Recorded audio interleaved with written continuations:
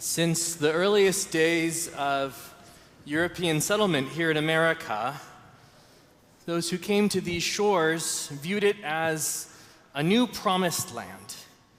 Early colonists expressed this in so many ways, in their sermons, in their speeches, in place names that they gave. And this trend continued throughout U.S. history. Jews and Jewish immigrants were no exception. In particular, we tend to highlight the Eastern European immigrants who spoke of America as a golden Medina, again, a new promised land.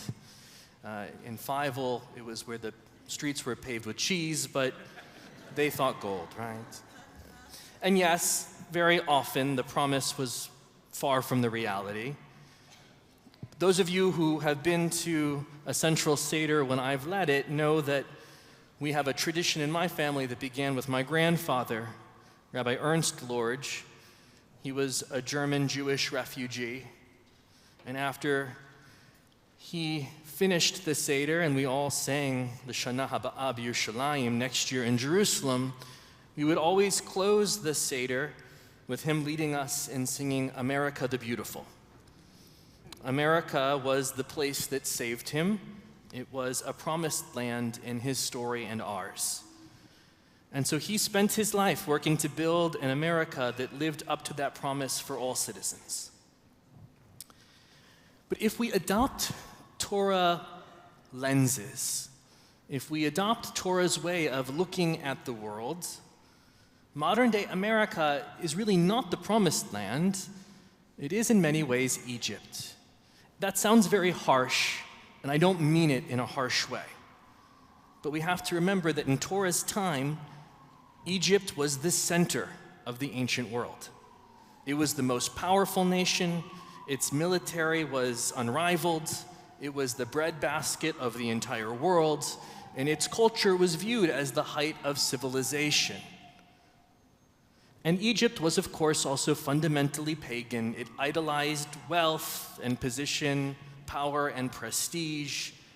An honest assessment using this viewpoint holds that modern-day America is more akin to Egypt than the ancient promised land. And our Torah portion takes us right there. We go to Egypt with our ancestor Joseph, who has seen the ups and downs of Egyptian society. We find Joseph this week forgotten, languishing in prison, innocent of his crimes.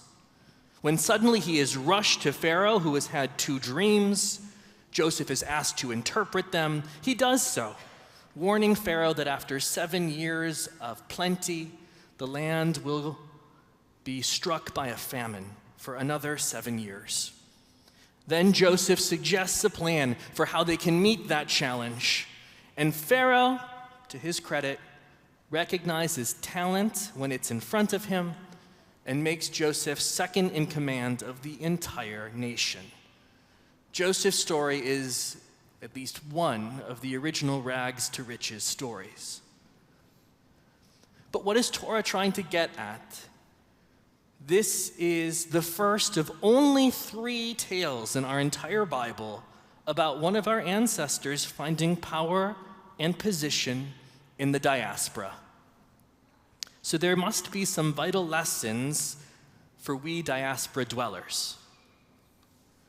Well, it's noteworthy that in rapid succession, we get an image of 2 Egypts separated by hundreds of years. We have Joseph's Egypt and then Moses' Egypt. And I don't need to tell you, Moses' Egypt is the archetype of a corrupted society. It is merciless. A majority has dehumanized all minorities, pushing them out of power and stripping them of rights. Society is maintained through violence and intimidation and fear. It is an exploitative world where products matter more than people. Humans are degraded to chattel. This is the diaspora at its most sinister, a world of pagan values at their zenith. Now, Joseph's Egypt is not perfect, but it is not at all Moses' Egypt. Outsiders seem to be welcome if they can contribute. There appears to be some form of meritocracy. After all, Joseph arrives as a Canaanite slave, is able to rise to a position of power due to his skill and competence. And then Pharaoh comes to value Joseph for something truly extraordinary. We're told that Pharaoh sees the Spirit of God, Ruach Elohim, within Joseph. This is what sparks Pharaoh to elevate him, in fact. How strange that it's a non-Israelite who recognizes this. Having God's Spirit within you is a phrase that becomes a marker of divine favor in our Bible, but it's employed for the very first time here, when Pharaoh sees it first. Now, our God is the antithesis of Egyptian religion, at least according to the Torah. For Pharaoh to notice our God's Spirit in Joseph was to recognize within him something un-Egyptian, something countercultural that startles and surprises Pharaoh. What is it? To notice that, we have to look at the text again a little bit closer, I think. Pharaoh asked Joseph, who is a prisoner, wrongly imprisoned, to come and interpret his dreams. Joseph does not owe this man anything. He's been falsely accused, and we would expect someone who's been languishing in prison for years to be a bit bitter, rather angry. Yet Joseph is nothing of the sort.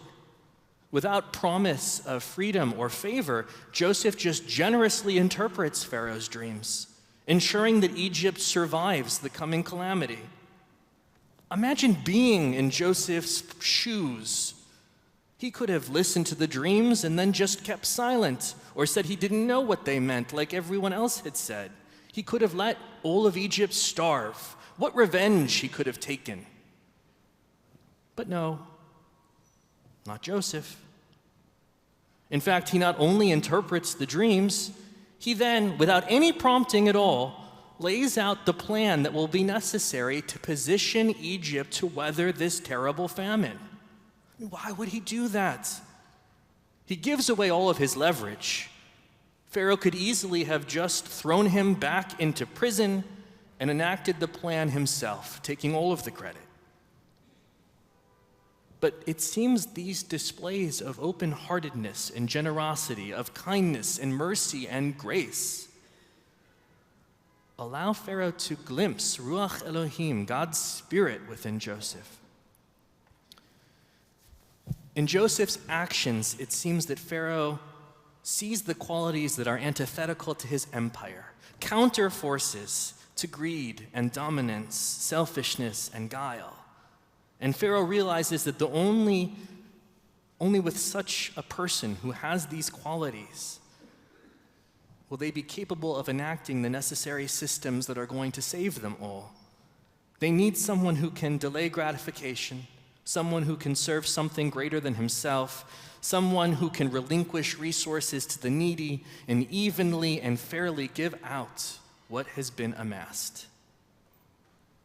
Moreover, we later learn that Joseph doesn't only feed starving Egyptians.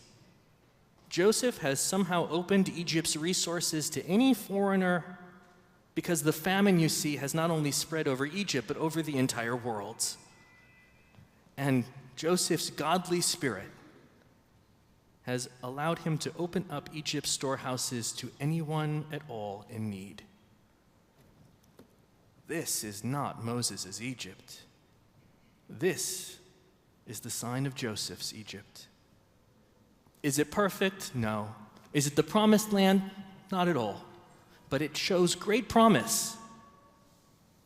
Joseph has taken that Spirit of God that rests within him and spread it out into and over Egypt. He's made a diaspora that is more godly and more good.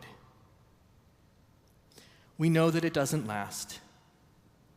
In a few weeks, a Pharaoh will arise who knows not Joseph, who doesn't see that Spirit of God as something valuable and worthwhile.